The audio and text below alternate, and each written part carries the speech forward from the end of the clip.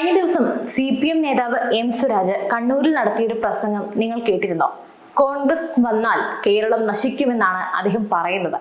സ്വരാജ് സാറേ, ഒരൊറ്റ നിമിഷം, കോൺഗ്രസ് വന്നാൽ കേരളം നശിക്കുമെന്ന് നിങ്ങൾ പറയുമ്പോൾ കഴിഞ്ഞ 10 വർഷമായി നിങ്ങളും അതിനു മുമ്പുള്ള വർഷങ്ങളിൽ UDF-ഉം ചേർന്ന് ഈ നാടിനെ എവിടെ എത്തിച്ചു എന്ന് ചിന്തിച്ചിട്ടുണ്ടോ?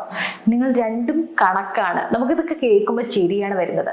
ഒരു സാധാരണക്കാരൻ തൻ്റെ ജീവിതകാലം മുഴുവൻ കഷ്ടപ്പെട്ടുണ്ടാക്കിയ നികുതിപ്പണം എടുത്ത് 4.5 ലക്ഷം കോടി രൂപയുടെ കടക്കിണിയിലേക്ക് ഈ നാടിനെ തള്ളിയിട്ടത് ആരാണ്?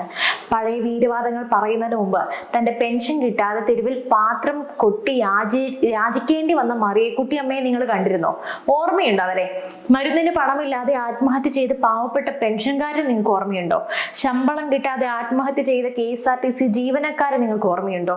ഇന്നത്തെ വീഡിയോയിൽ നമ്മൾ ചർച്ച ചെയ്യുന്നത് സ്വരാജിന്റെ രാഷ്ട്രീയ പാപ്പരത്വം മാത്രമല്ല, LDF-ഉം UDF-ഉം എന്ന ഈ 2 മുന്നണി നാടകത്തിനപ്പുറം കേരളത്തിന് മുന്നിലുള്ള ഒരേയൊരു ബദലിനെ കുറിച്ചാണ്, യാഥാർത്ഥ്യങ്ങളെ കുറിച്ചാണ്. നരേന്ദ്രമോദി സർക്കാർ ഇന്ത്യയെ ലോകത്തിന് നെറുകയിൽ എത്തിക്കുമ്പോൾ കേരളം മാത്രം എന്തുകൊണ്ട് ഇങ്ങനെ കടക്കണിയിൽ ശ്വാസം മുട്ടുന്നു? 3000 കോടിയല്ല, ലക്ഷക്കണക്കിന് കോടികളുടെ അഴിമതിയുടെയും ധൂർത്തിന്റെയും കഥകൾ ഇന്ന് നമ്മൾ പുറത്തു വിടുന്നു. വീഡിയോ ദയവ് ചെയ്ത് മുഴുവനായും കാണണം, കാരണം ഇത് നമ്മുടെ മക്കളുടെയും ഭാവിയെ കുറിച്ചാണ്. സ്വരാജ് പറയുന്നു, ഇടതുപക്ഷം വികസനത്തിന്റെ പുതിയ അധ്യായം രചിക്കുമെന്ന്. ഇത്രയും കാലം നിങ്ങൾ എന്തായി ചെയ്തുകൊണ്ടിരുന്നത്? ശരിയാണ്, ലോകത്ത് ഒരിടത്തും ഇല്ലാത്ത രീതിയിൽ ഒരു നാടിനെ കടക്കണിയിലാക്കിയ ചരിത്രം നിങ്ങൾ രചിച്ചു കഴിഞ്ഞു. യഥാർത്ഥ കണക്കുകൾ നോക്കുക. കേരളത്തിന്റെ പൊതുകടം ഇന്ന് ഏകദേശം 4.5 ലക്ഷം കോടി രൂപയാണ്. കഴിഞ്ഞ 10 വർഷത്തിനിടെ ഈ കടം ഇരട്ടിയിലധികമായി വർദ്ധിച്ചു. ഓരോ മലയാളിയും ജനിച്ചു വീഴുന്നത് 1 ലക്ഷത്തിലധികം രൂപയുടെ കടവുമായിട്ടാണ്. ഈ പണം എവിടെ പോയി? കേന്ദ്ര സർക്കാർ നൽകുന്ന ഫണ്ടുകൾ വകമാറ്റി ചിലവഴിക്കുന്നു. കിഫ്ബി എന്ന പേരിൽ ഭരണഘടനാ വിരുദ്ധമായി വായ്പകൾ എടുക്കുന്നു. ശമ്പളം കൊടുക്കാനും പെൻഷൻ കൊടുക്കാനും വീണ്ടും കടമെടുക്കുന്നു. അതായത് ഇവിടെ ഇൻഫ്രാസ്ട്രക്ചർ ഡെവലപ്മെന്റോ അല്ലെങ്കിൽ കടം തിരിച്ചടയ്ക്കാനുള്ള വരുമാനം ഉണ്ടായിട്ടോ അല്ല കടമെടുക്കുന്നത്. ഒരു വശത്ത് മോദി സർക്കാർ ഇന്ത്യയുടെ സമ്പദ് വ്യവസ്ഥയെ ലോകത്തെ 5ാമത്തെ വലിയ ശക്തിയാക്കി മാറ്റുമ്പോൾ കേരളം ഇന്ന് കടം വാങ്ങാനായി കേന്ദ്രത്തിന്റെ കാല് പിടിക്കേണ്ട അവസ്ഥയിലാണ്. സുപ്രീം കോടതിയിൽ പോയി കേന്ദ്രത്തിനെതിരെ കേസ് കൊടുത്തിട്ടും നിങ്ങളുടെ കണക്കുകളിലെ പിശകൊക്കെ കോടതി തന്നെ ചൂണ്ടിക്കാട്ടിയത് നമ്മൾ കണ്ടതാണ്. ധൂർത്തും അഴിമതിയും നടത്തി ഖജനാവ് കാലിയാക്കിയ അതിന്റെ കുറ്റം കേന്ദ്രത്തിന് മേൽ ചാരുന്നത് എത്ര കാലം തുടരും? സ്വരാജ് പ്രസംഗിച്ച അതേ കണ്ണൂരിൽ നിന്ന് തന്നെ നമുക്ക് തുടങ്ങാം. കമ്മീഷൻ അഴിമതിയുടെ നാടായി കേരളം മാറിയിരിക്കുന്നു. സ്വർണ്ണക്കടത്ത് മുഖ്യമന്ത്രിയുടെ ഓഫീസിനെ തന്നെ സംശയത്തിന്റെ നിഴലിലാക്കിയ കേസാണ്. പാവപ്പെട്ടവന്റെ പണം കവർന്ന് വിദേശത്തേക്ക് കടത്താനായി കൂട്ടുനിന്ന ഭരണകൂടമാണ്. ലൈഫ് മിഷനിലേക്ക് വരാം. വീടില്ലാത്ത പാവപ്പെട്ടവന്റെ പേരിൽ വിദേശത്ത് നിന്ന് വന്ന സഹായത്തിൽ പോലും കോടികൾ കമ്മീഷൻ അടിച്ചെടുത്തവരാണ് ഇവിടുത്തെ ഭരണാധികാരികൾ. ഇനി മാസപ്പടി വിവാദം. ഒന്നും ചെയ്യാതെ തന്നെ മുഖ്യമന്ത്രിയുടെ മകളുടെ കമ്പനിക്ക് കോടികൾ കിട്ടുന്നു. ഇത് അഴിമതി അല്ലെങ്കിൽ പിന്നെ എന്താണ്? ഇതിനെക്കുറിച്ച് ചോദിക്കുമ്പോൾ സ്വരാജിനെ പോലെയുള്ളവരൊക്കെ മൗനം പാലിക്കും, അല്ലെങ്കിൽ അവർ വേറെ എന്തെങ്കിലും മുടന്ന ന്യായം പറയും. AI ക്യാമറ, ഫോൺ, സാധാരണക്കാരനെ റോഡിൽ പിടിച്ചു പറിക്കാൻ AI ക്യാമറ വെച്ചപ്പോ അതിലും സ്വന്തക്കാർക്ക് കരാർ നൽകി കോടികളാണ് നിങ്ങൾ തട്ടിയെടുത്തത്. പിന്നെ ശബരിമല സ്വർണ്ണക്കൊള്ള പറയിപ്പിക്കല്ലേ? ഇതാണോ നിങ്ങൾ പറയുന്ന ജനക്ഷേമ പദ്ധതി? പാവപ്പെട്ടവന്റെ നികുതി പണം എടുത്ത് പാർട്ടി നേതാക്കളുടെ കുടുംബം വളർത്തുന്ന ഈ രീതിക്ക് അന്ത്യം കുറിക്കേണ്ട സമയം അതിക്രമിച്ചിരിക്കുന്നു. സ്വരാജ് കോൺഗ്രസിനെ വിമർശിക്കുമ്പോൾ നമുക്ക് അത്ഭുതം തോന്നും. കാരണം നിങ്ങൾ തമ്മിൽ എന്ത് വ്യത്യാസമാണുള്ളത്? ഡൽഹിയിൽ നിങ്ങൾ കെട്ടിപ്പിടിച്ച് നിൽക്കുന്നു, കേരളത്തിൽ വരുമ്പോൾ കുസ്തി പിടിക്കുന്നു. ഈ അവിശുദ്ധ കൂട്ടുകെട്ട് കേരളത്തിലെ ജനങ്ങൾ തിരിച്ചറിഞ്ഞു കഴിഞ്ഞു. UDF ഭരിക്കുമ്പോൾ സോളാർ അഴിമതിയും ബാർക്കോഴയുമായിരുന്നു ചർച്ച. LDF വന്നപ്പോൾ അത് മാസപ്പടിയും സ്വർണ്ണക്കടത്തുമായി മാറി ചുരുക്കി. അതെ, ചുരുക്കി പറഞ്ഞാല് അഴിമതിയുടെ നിറം മാറുന്നു എന്നല്ലാതെ ജനങ്ങളുടെ ജീവിതത്തിൽ ഒരു മാറ്റവും ഇല്ല. UDF അധികാരത്തിൽ ഇരുന്നപ്പോൾ കേരളത്തിന്റെ കടം വർദ്ധിപ്പിച്ചു. LDF വന്നപ്പോൾ അത് പൂർത്തിയാക്കി. 2 കൂട്ടർക്കും വികസനം അല്ല ലക്ഷ്യം, മറിച്ച് അധികാരം മാത്രമാണ്. എങ്കിലല്ലേ കുടുംബം വളരെ നല്ല സമ്പന്നതയിലേക്ക് എത്തിക്കാനായി സാധിക്കൂ. BJP അധികാരത്തിൽ നിന്നും അകറ്റാൻ വേണ്ടി വർഗീയ ശക്തികളുമായി കൂട്ടുചേരുന്ന കാര്യത്തിൽ 2 കൂട്ടരും ഒരുപോലെയാണ്. സ്വരാജ് കോൺഗ്രസിനെ കുറ്റപ്പെടുത്തുമ്പോൾ സ്വന്തം പാർട്ടി വോട്ടിന് വേണ്ടി ആരുടെയൊക്കെ കാല് പിടിക്കുന്നു എന്ന് ജനങ്ങൾക്ക് അറിയാം. SDPയുടെ കാര്യത്തിൽ നിങ്ങൾക്ക് ഇതുവരെ മറുപടിയൊന്നുമില്ലല്ലോ. അപ്പോഴും മുടന്ത ന്യായം, അല്ലെങ്കിൽ ചോദിക്കുന്നവന്റെ വായടപ്പിക്കുക. സ്വരാജിന്റെ പ്രസംഗത്തിലെ പ്രധാന പോയിന്റ് കോൺഗ്രസിന്റെ വർഗീയ കൂട്ടുകെട്ടാണ്.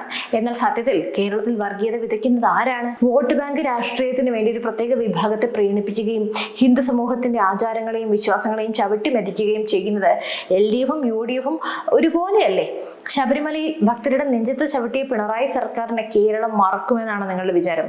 ഹമാസിനെ പോലെയുള്ള ഭീകര സംഘടനകളെ വെള്ളപൂശാൻ ഇടതുപക്ഷവും വലതുപക്ഷവും ഒക്കെ മത്സരിക്കുകയാണ്. ദേശീയതയെ തള്ളിപ്പറയുന്ന ഭീകരവാദത്തിന് വളമിടുന്ന ശക്തികളെ സംരക്ഷിക്കുന്ന ഈ രണ്ട് മുന്നണികളും കേരളത്തിന്റെ സുരക്ഷയ്ക്ക് തന്നെ ഭീഷണിയാണ്, കേരളത്തിന്റെ ശാപമാണ്. നരേന്ദ്രമോദിയുടെ കീഴിൽ ഇന്ത്യ സുരക്ഷിതമായിരിക്കുമ്പോൾ കേരളം തീവ്രവാദികളുടെ ഒളിത്താവളമായി മാറുന്നത് എന്തുകൊണ്ടാണ്? ഇവിടെയാണ് BJPയുടെയും നരേന്ദ്രമോദി സർക്കാരിന്റെയും പ്രസക്തി. മോദി സർക്കാർ നടപ്പിലാക്കുന്ന വികസനം നോക്കാം. ജൽജീവൻ മിഷൻ തന്നെ ആദ്യം എടുത്തു നോക്കാം. ഓരോ വീട്ടിലും കുടിവെള്ളം, പിന്നെ PM ആവാസ് യോജന, പാവപ്പെട്ടവന് സ്വന്തമായി വീട്, കിസാൻ സമ്മാൻ നിധി, കർഷകന്റെ അക്കൗണ്ടിലേക്ക് നേരിട്ട് പണം, ആയുഷ്മാൻ ഭാരത്, 5 ലക്ഷം രൂപയുടെ സൗജന്യ ചികിത്സ. ഇവിടെ കമ്മീഷനുമില്ല, ഒരു ഇടനിലക്കാരനുമില്ല, പണം നേരിട്ട് ജനങ്ങളുടെ അക്കൗണ്ടിലേക്കാണ് എത്തുന്നത്. എന്നാൽ കേരളത്തിൽ ഈ പദ്ധതികൾ പോലും സ്വന്തം പേരിൽ മാറ്റിയെടുക്കാൻ ശ്രമിക്കുന്ന സംസ്ഥാന സർക്കാരിനെ കാണേണ്ട ഗതികേടാണ് നമുക്ക്. ദേശീയപാത വികസനം കേരളത്തിൽ യാഥാർത്ഥ്യമാകുന്നത് മോദി സർക്കാരിന്റെ നിശ്ചയദാർഢ്യം കൊണ്ടാണ്. വന്ദേ ഭാരത് ട്രെയിനുകൾ കേരളത്തിന് നൽകിയത് മോദി സർക്കാരാണ്.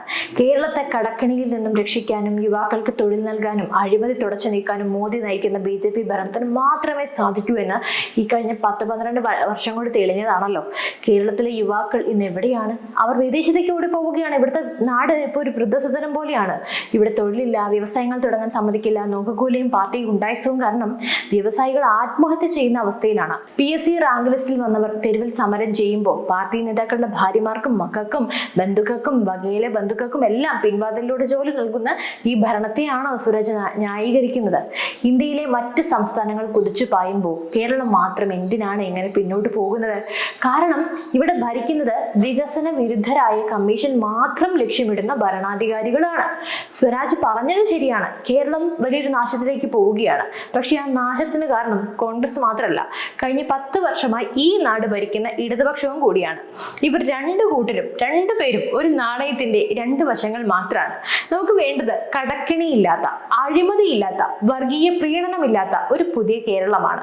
അത് സാധ്യമാകണമെങ്കിൽ മോദി സർക്കാരിന്റെ വികസന നയങ്ങൾ കേരളത്തിൽ നടപ്പിലാക്കണം. രാഷ്ട്രീയ അടിമത്തം വെടിഞ്ഞ് ചിന്തിക്കുക. നമ്മുടെ കുട്ടികളുടെ ഭാവിക്ക് വേണ്ടി, ഈ നാടിന്റെ നിലനിൽപ്പിന് വേണ്ടി ഒരു മാറ്റം അനിവാര്യമാണ്. അപ്പോൾ ഈ വീഡിയോ ദയവ് ചെയ്ത് മാക്സിമം ആളുകളിലേക്ക് എത്തിക്കുക. സത്യങ്ങൾ ജനങ്ങൾ അറിയട്ടെ. സ്വരാജിന്റെയും പിണറായിയുടെയും പൊള്ളുന്ന വാക്കുകൾക്ക് പിന്നിലെ ഈ യാഥാർത്ഥ്യങ്ങൾ ചർച്ച ചെയ്യപ്പെടട്ടെ. നിങ്ങളുടെ അഭിപ്രായങ്ങൾ എന്തായാലും തീർച്ചയായും താഴെ കമന്റ് ചെയ്യുക. അതുപോലെ തന്നെ മറ്റൊരു വിഷയമായി വീണ്ടും എത്തും വരെ നന്ദി.